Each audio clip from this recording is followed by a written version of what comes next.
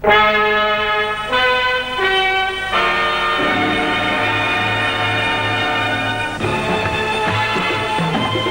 and welcome to This Is Your Life. In there, in the Esso Private Cinema, an audience has been watching a film in which one of them figures prominently. He's not a film star, but he is one of the best-known faces in the world. Now, in a moment, they're expecting a presentation to be made to him, but they're not expecting this extra presentation. So watch out for some surprise faces when I get in there.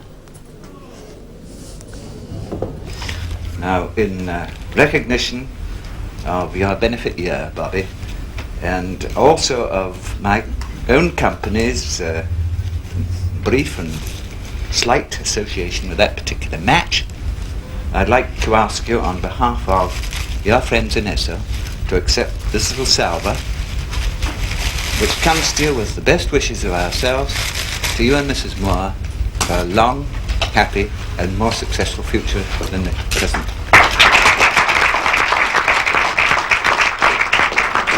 Bobby, ladies and gentlemen, Mr. Biggs, that's one presentation. I hope you'll stand by for another, because Bobby Moore, OBE, captain of England's World Cup team, tonight, this is your life.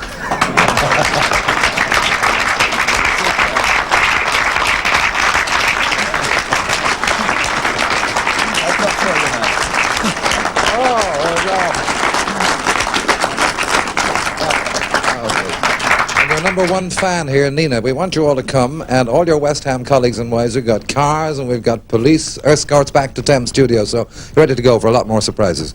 Go this way. Yeah.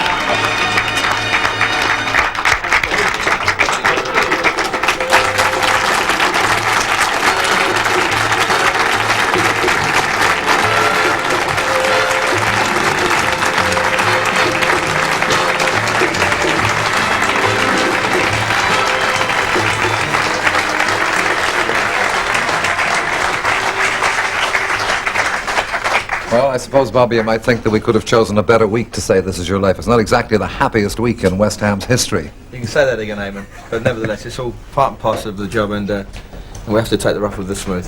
Well, rough and smooth. In the past 12 years, Bobby, you've achieved a unique place in football history by captaining the first England team ever to win the World Cup. For on that never-to-be-forgotten day in 1966 at Wembley, it was Bobby Moore who carried off the trophy.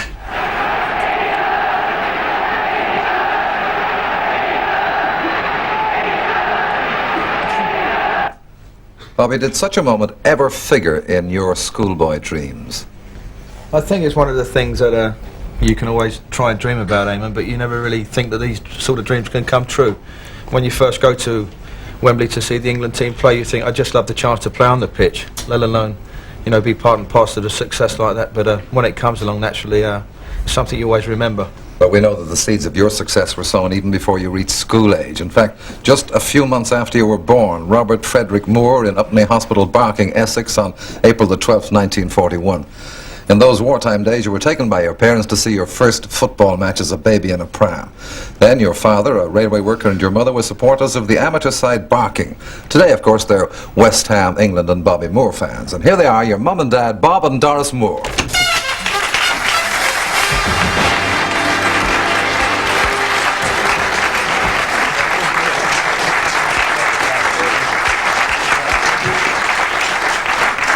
Mrs. Moore, tell me, was baby Bobby always welcome at the games you took him to watch? Well, I remember on one occasion when I took him to Ilford to watch Barking play Romford in the Essex Senior Cup final, and that's where Bobby really lost out. How? Well, we got talking to some people next to us and they kept giving Bobby sweets. But how did he lose out? Well, after they found out we were Barking supporters, they stopped giving him any more sweets. And I gather, Mr. Moore, that later on he gained a lot of experience through playing football against older boys. Was that because he was so good? Well, no, I don't think so, Eamon. One lad called for him one evening, a bit on the big side, and I suggested to him that he was a bit of a big boy to be playing with Bobby, and he said, well, he was the only one that's got a ball. But he also had a pretty impressive kit, hadn't he? Oh, yes, Mum was very particular about that. In fact, she was so keen on him looking just so for the games that every Friday night at home it was quite a ritual. Don't you dare. You don't like me saying about this, but while I was cleaning the boots, he used to even go to the trouble of washing and ironing his football laces. Ironing his laces. Yes. God. Well, now, I know, Tina, that you and Bobby have 2 children, Roberta, who's 5, and 2-year-old Dean. And we can see from this picture here that Dean is already following in Dad's footsteps. I must say the laces in those boots look very white. Does that mean you go through the ironing act, Tina, as well?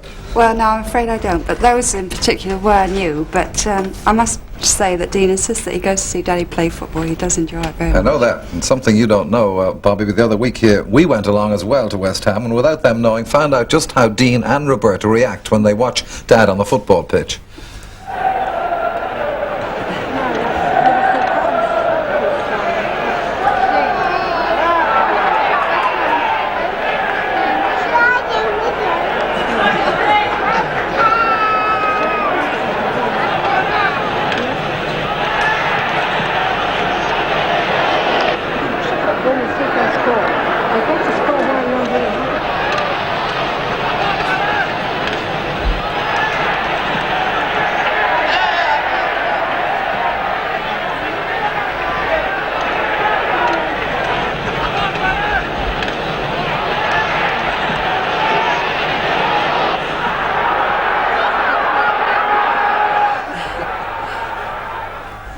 Well, now, I know that you've given them special permission with babysitter to stay up, so I want to say thank you, Roberta and Dean, and stay watching.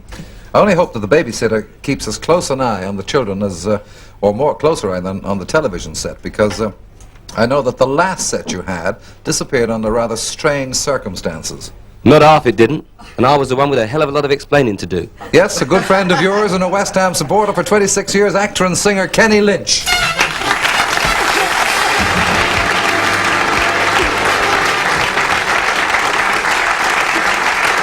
Kenny, would you mind explaining to us what happened to this television set? Well, you see, Eamon, during the week beside being in show business, I run a flooring company, you see, and Bobby being a very benevolent fellow, and when I'm out of work, he gives me some work, you see. So one day he says to me, would you like to come down and do my kitchen, you see? So I sent a couple of our floor layers along there to do the kitchen, and we made a really marvellous job of the floor. Yeah, but what about the television set? Oh, you still remember that? Yeah. Well, I'll tell you what happened. The lads were there working, and the fella came along. We knew it was a good TV set, a new one, because Bobby had told us. And this fella came along and said he'd like to look at the television, because it was on the brink and all that, and said he had to do something. Anyway, he said he had to go back to the shop, you see. Yeah. So my 2 lads, being benevolent fellas as well, and tops, said, we'll give you a hand with it. So they lifted it up for him, put it in the car, but he was a burglar. Thank you, Kenny Lynch. Well done.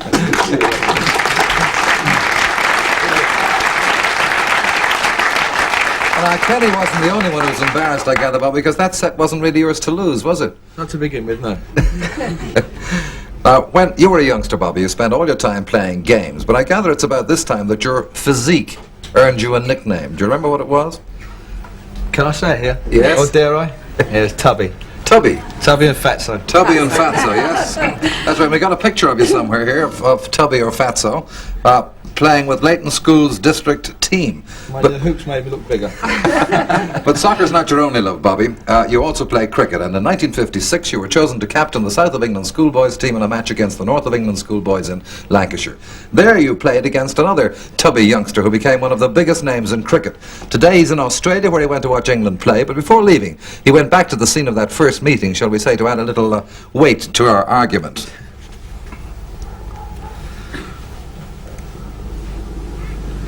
Hello, Eamon. Hello, Bob. Yes, former Northampton England star Colin Milburn. From freezing cold Oldham, Lancashire, Bobby Moore, this is your past. Well, at last I can prove it, mate. I've got the scorebook here to prove that it actually happened. Moore or Court Milburn, 18. I'm not sure when it was. I think it was about 1955, 56. We were both only about 14. And little did I realise that it was the same Bobby Moore who'd be playing football for England and captaining in the World Cup. But anyway, it's a bit different weather to the last time we were here. It absolutely poured down with rain, the ground was flooded and the game had to be abandoned. I'll never forget, afterwards we went to the pictures. When we were in the pictures, the ice cream girl came round, and I thought you might hold a grudge because I caught you out. But fortunately for me you didn't, and you even offered to buy the ice creams, and you bought me one. I didn't dare refuse it, although I should have done, I think, at that time, because I was just beginning to put on weight. But no doubt I'll see you when I get back, and I might even let you buy me a drink this time instead of an ice cream. Thank you, Colin Milburn. Who knows, Bobby, you might have made a name for yourself in cricket, because later you were offered the chance to become a county cricketer with Essex. You turned it down because your heart is set on football. But for a time it seems your hopes will never be realised. While many of your friends were signed on by professional clubs, you were overlooked. Then one day, after trials with Leighton Boys' team, you're changing in classroom 29 at Norlington Road School. You're all set to go home. Bobby Moore, I'd like a word with you before you go home, please. Those were the words that changed the entire course of your life. The man who spoke them was the teacher in charge of that team. Now he's assistant head of Stansted College in Quebec, Canada, and it's from there we've flown him 3,000 miles to be here tonight. The man who discovered Bobby Moore, Tom Russell.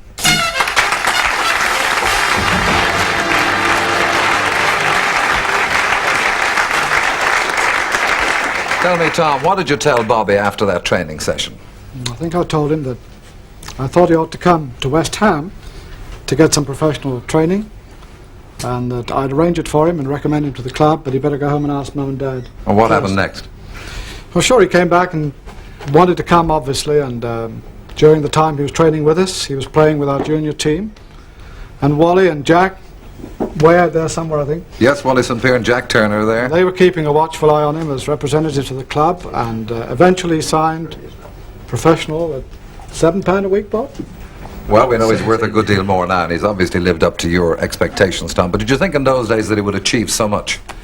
I don't think anyone could have done Eamon, because he was a bit on the tubby side and perhaps a wee bit slow.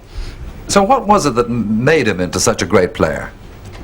Well, it's very simple, really. It's Bobby's dedication to the game, hard work and enthusiasm, and I've always said that one person who made Bobby Moore was Bobby Moore himself. Thank you, Tom Russell. Hard work and dedication pay off. The tubby boy turns into a sleek young professional, collecting a host of England youth and young England caps.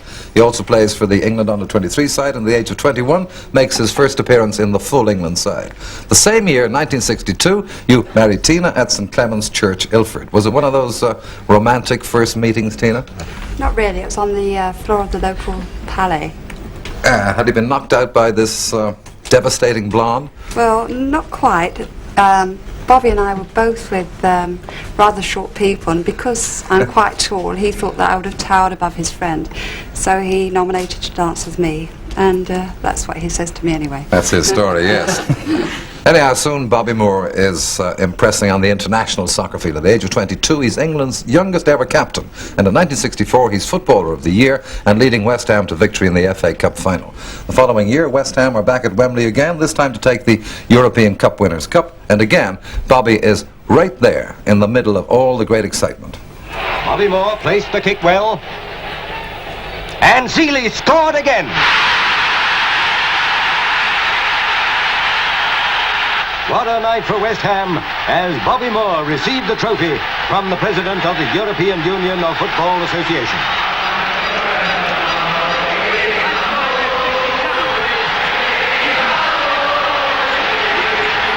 The whole country is... It's a great achievement, but it's in 1966 that Bobby reaches the pinnacle of his career. He leads England to victory over West Germany in the World Cup final. And there were the 4 goals that gave that victory to you and to the team that win. And your West Ham teammate, Geoff Hurst, who's here, of course, should enjoy these, because here comes the first of the goals that the 3 goals he scored.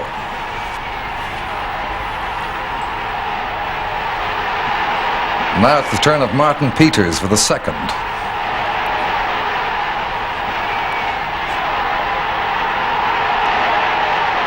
And on to Geoff again with 2 more sensational goals to complete his hat-trick and clinch the victory.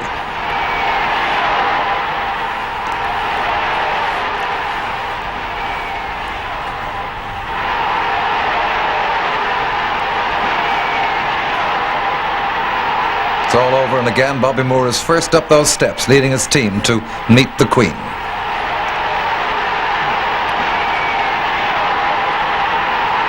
And at last your hands are on the Jules Rimet trophy.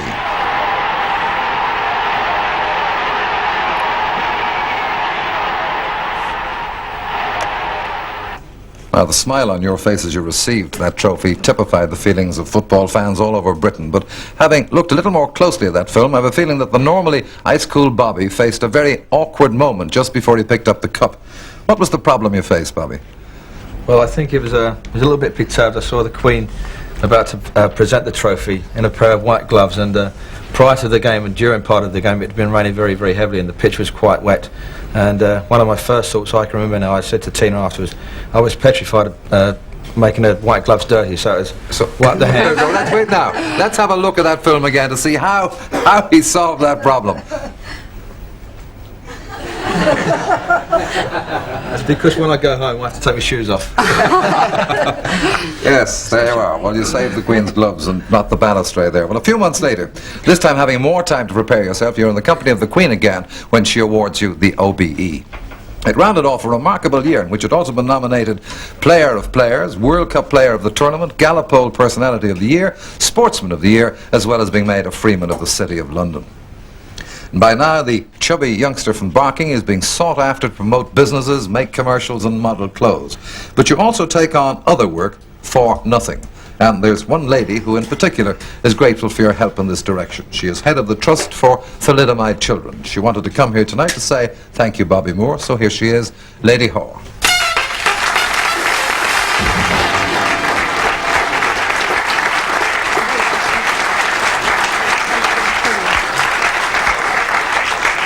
Now tell us, Lady Haw, what did Bobby do to impress you so much? Well, I think the first thing was that he had been interested in the work we were doing, and then very shortly before he was going to Mexico, we suddenly felt how marvellous it would be if he could possibly meet some of our children who are so madly keen on football, and such a fan of his too, I must say, and even be filmed with him. And so we approached him, and he said yes. And I think it was only about 3 days before he went to Mexico that he spent a whole day at my house in the garden filming with the children. And I think the thing that, of course, was amazing to us was the children. He won them, absolutely. He won their hearts, and they had the day of their lives. But also for us, the way you came across with the children was something we'll never forget. We've got just a little piece of that film and see just how happy, in fact, he did make those children on that particular day. If you take a look at this screen here, you'll see it.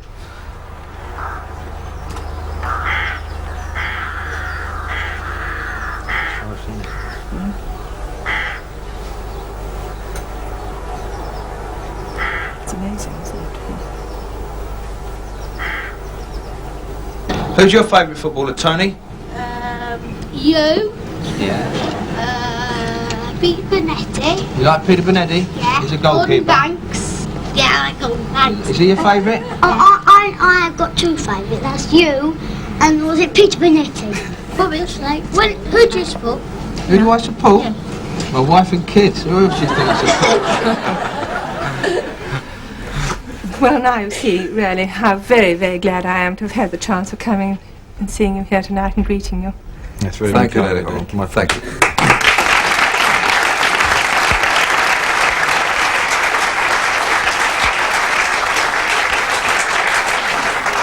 I was surprised to hear you say that, in fact, that's the first time you've seen it yourself. Yes, we've heard a great deal about it, Eamon, but unfortunately, you know, I haven't really had a great deal of time just lately to be able to see it. But you know, I'm very glad to see that just that small snippet. It is fantastic to see how keen those I must say, children are. you know, I was very surprised when I was there, and I enjoyed it a great deal, and I only hope that it helped the children in some way. No, I'm certain it will. Well, the story of your life, Bobby, would not be complete, of course, without the appearance of someone with whom you've struck up a now famous professional relationship. For when people look back on England's World Cup win, two names will always be linked together, yours and that of the man who guided the team to success. Now, he couldn't be with us tonight, but here is a tribute from the man I'm talking about, Sir Alf Ramsey. Hello, Bobby. Congratulations on your selection for this programme. I'm sure that no footballer throughout the world ever deserved it more.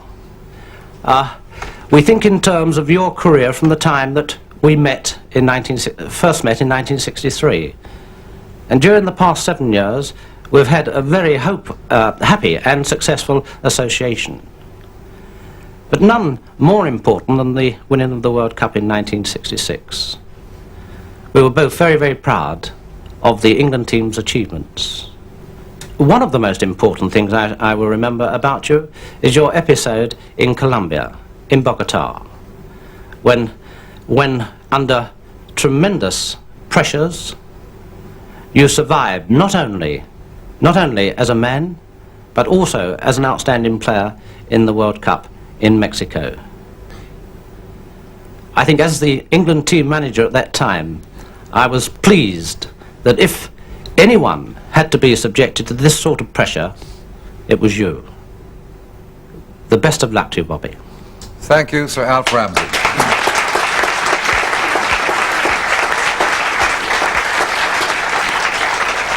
Well, that incident in Bogota, as Sir Alf has said, was one that put you under tremendous strain. You were accused of stealing a gold bracelet, and with the World Cup only days away, you're separated from your teammates to face hours of interrogation.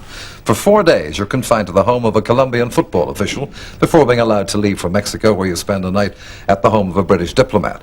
And it's here that someone who is so anxious to see you that he creeps around the back of the house, climbs up a wall, jumps down to a roof, and sneaks in through the servants' quarters. Fortunately, he didn't have to do that tonight. Your former England roommate, now West Ham player, Jimmy Greaves.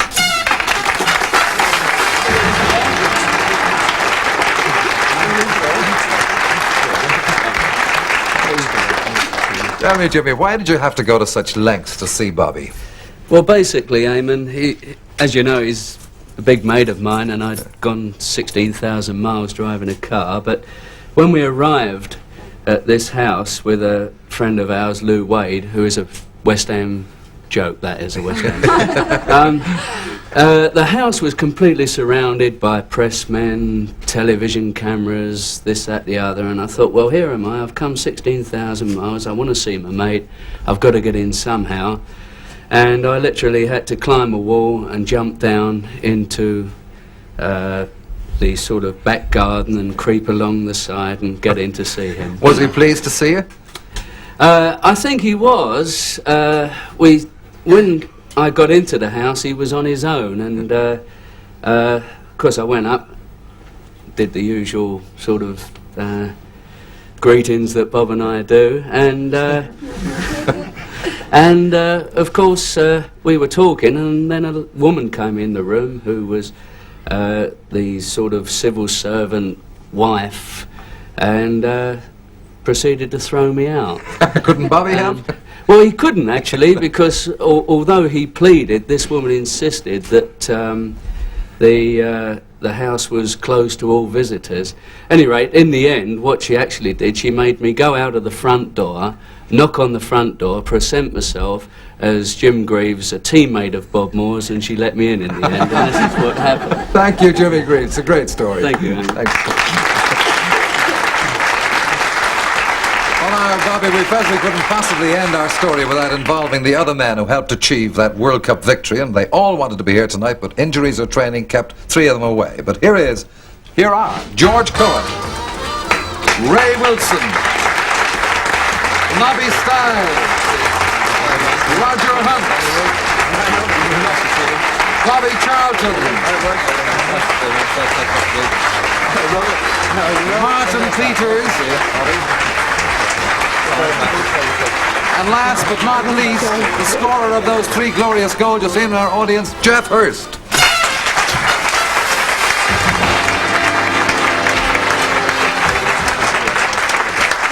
Thank you, boys. Now, but I want you to hold on 1 minute, because before we end, I'd like to make one more brief mention of Bogota. As we said, Bobby, you spent 4 worrying days there, confined to the home of a Colombian football official. It was he who looked after you in those 4 days and became a great friend and comforter. Now, you two made a very great impression on him, so much so that he jumped at the chance of seeing you again. So here he is from more than 6,000 miles away, Bogota, Colombia, halfway around the world, Dr. Alfonso Sr.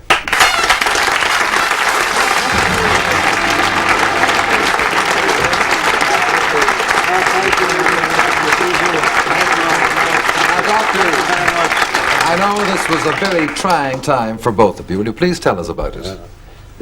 Those 4 days were terrible for me. The telephone was ringing all the time. People were coming to my house to ask for Bobby Autor. His autograph, yes. Even that detective went to it, but I was happy to do all this for Bobby Moore. Well, even the detectives were looking for the autograph, and signing books is something to which Bobby is now accustomed. But here's when you don't have to sign or hand back, because Bobby Moore, this is your life.